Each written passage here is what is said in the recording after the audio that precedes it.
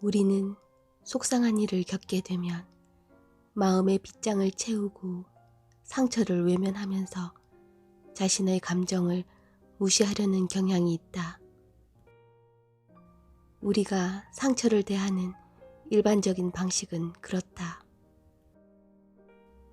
상처에서 비롯되는 감정을 차단하거나 마음속 깊은 곳에 꽁꽁 숨겨둠으로써 더 이상 상처를 받지 않으려고 한다. 하지만 상처받은 마음은 저절로 낫거나 없어지지 않는다. 어디에 놓아두든지 드러나기 마련이다. 예상하지 못한 때에 전혀 의도하지 않은 방식으로 표면 위로 떠오르게 된다. 전쟁과 성폭행에서부터 아동학대와 가정폭력을 당한 사람들이 흔히 이런 경향을 보인다. 과도하게 분노를 폭발하는 사람의 경우에 원인을 캐어보면 과거의 충격적인 사건에 속수무책으로 당했던 경험이 원인일 때가 많다. 그런 사람들은 가까운 사람이나 동료가 무심코 던진 말이 과거의 상처를 일깨워서 감정을 폭발하게 된다. 무엇이든 마음에 상처를 주는 것이라면 그것을 새로운 경험으로 변환시킴으로써 혜택을 얻는 방법을 찾는 것이 좋다. 그러려면 우선 상처를 인정하고 그것을 자유롭게 놓아줘야 한다. 그러고 나서 축복의 행위라는 치유의 과정에 들어가야 한다. 축복은 상처받은 감정을 몸 안에 가두어 두기보다는 해방시키고 치유의 빛을 향해 마음의 문을 열어젖히는 윤활유라고 할 수 있다. 마음속에 윤활유를 바르기 위해서는 누가 고통을 받았고 어떤 이유로 고통을 받았으며 누가 그 결과를 목격했는지 상처받은 사건을 모든 측면에서 인정해야만 한다. 무엇이 축복인가에 대해 토론을 하다가 보면 무엇이 축복이 아닌가에 대한 분명한 개념을 갖는 것이 무척 중요하다는 생각을 늘 하게 된다. 내 마음을 아프게 한 사람을 축복한다고 해서 내게 일어난 일이 하찮은 일이라거나 다시 일어나도 좋다는 뜻은 절대 아니다. 여기서 말하는 축복은 잔혹한 행위나 학대를 용인하거나 변명하는 것이 아니다. 상처투성이의 추억에 그것을 용인한다는 도장을 찍는 것도 아니요.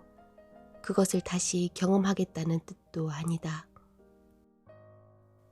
축복은 고통스러운 경험에서 우리 자신을 해방시키는 일이다. 어떤 일이 일어났든지 간에 그것이 일어났음을 인정하는 것이다. 일단 마음속에 일어난 감정을 인정하고 나면 상처는 몸 안에 정체되어 있지 않고 몸 안을 돌아다닌다. 우리는 축복이라는 행위를 통해서 인생의 가장 쓰라린 상처와 해결하지 못한 감정을 해방시키는 힘을 갖게 된다. 축복을 하면 가슴 아픈 일이 일어난 근본적인 원인을 찾느라 쓰라린 상처를 헤집고 원인을 캐는 고통을 반복하지 않아도 된다. 물론 상처를 파헤치면서 원인을 깨닫는 힘든 과정을 모두 거치면 어느 정도 효과를 볼 수도 있겠지만 축복이라는 한 가지 행위만으로도 이미 마음 안에 있는 힘을 일깨워서 인생을 바꿀 수 있다. 그것도 순식간에. 분노와 상처로 얼룩진 나약함이 아니라 강인함과 명료함에서 선택과 기도를 끌어낼 때 기적은 시작된다. 말은 쉬운데 실행하기 어렵다고.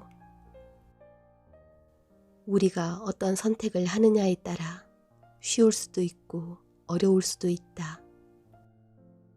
축복이 강한 효과를 발휘하는 이유는 간단하다.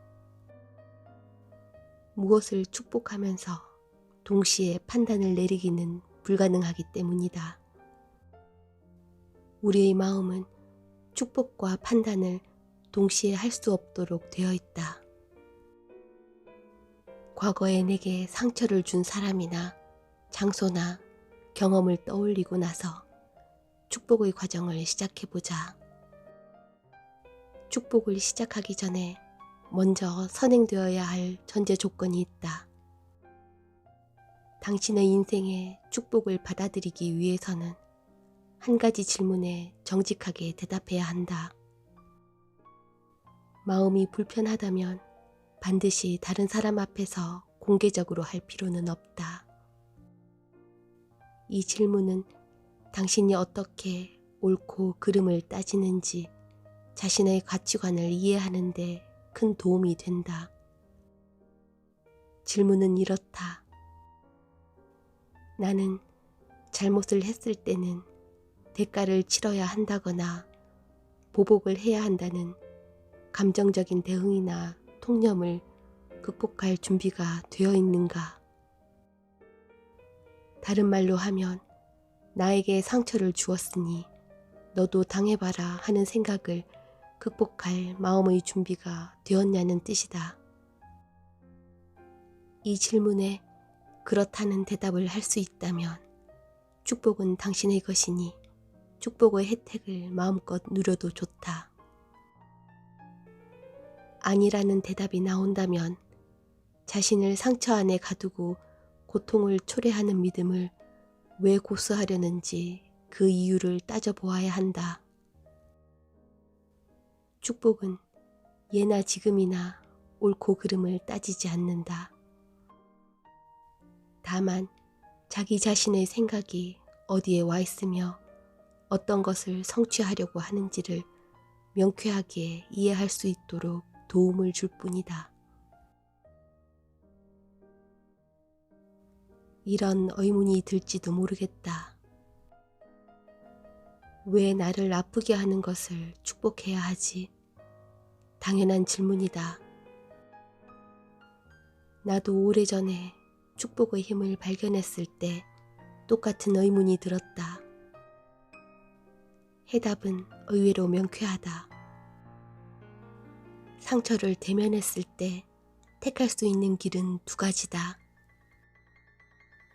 상처가 골마서 소중한 것들을 서서히 하나씩 빼앗겨 버리고 자신을 파괴할 때까지 상처를 덮어버리던가, 상처를 인정하고 건강하고 활기찬 삶으로 나아가는 치유의 길을 걷던가.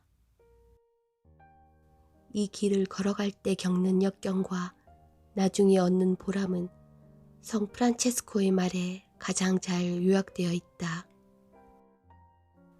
그는 자신의 일생에 대해 다음과 같이 말했다. 아름다운 것들 안에서 하느님을 사랑하기는 쉬웠다. 하지만 모든 것 안에서 하느님을 받아들여야 한다는 깨달음을 얻었다. 아름다운 경험이든 추악한 경험이든 모든 경험을 받아들여야 한다는 뜻이다. 선택은 우리 몫이다. 축복의 길을 선택한다면 치유의 길을 선택한 것과 마찬가지다. 내 개인적 경험에 따르면 축복은 한두 번 한다고 해서 즉각 효과가 나타나는 것은 아니다. 그 이유는 다들 짐작하는 대로이다. 사람들은 이 험난한 세상에서 살아남기 위해 상처를 마음속 깊이 꽁꽁 가두어두는 방법을 연마하며 살아왔다. 어찌나 자신의 감정을 감쪽같이 위장해서 파묻어 놓았던지 감추어 둔 것을 아예 잊어버리기까지 한다. 처음 몇 번 동안은 축복의 의식이 아무런 효과를 발휘하지 않더라도 실망하지 말기 바란다. 자기 자신을 방어하기 위해 스스로 쳐놓은 단단한 방어막을 뚫고 들어가려면 몇 번이고 반복해야 할지도 모르니까. 따라서 축복을 멈추지 말아야 한다. 소리내어 축복의 말을 하라. 다시 말하라. 자꾸 반복하라. 이름이든 단체든 사람이든 날짜든 고통을 안겨준 원인에 대한 것이면 무엇이든 구체적으로 말하라. 구체적일수록 당신의 몸이 기억하는 상처에 더 가까이 접근할 수 있다. 뱃속 깊숙한 곳에서 온기가 뻗어나와 몸에 열기가 도는 것이 느껴질 때까지 축복의 말을 계속 반복하라. 눈물이 펑펑 쏟아져 나온다고 해도 놀라지 말기를. 축복이 상처의 응어리를 풀어 온몸에 돌도록 만드는 과정에서 생길 수 있는 일이기 때문이다. 축복의 의식이 끝났다는 느낌이 들면 세상이 달라 보일 것이다. 비록 상처를 준 대상은 그대로 존재하지만 상처를 어떻게 느끼느냐 하는 감정과 마음가짐은 바뀌었다. 이것이 바로 축복의 힘이다. 축복의 의식을 한다고 해서 세상이 바뀌지는 않는다. 바뀌는 것은 우리 자신이다.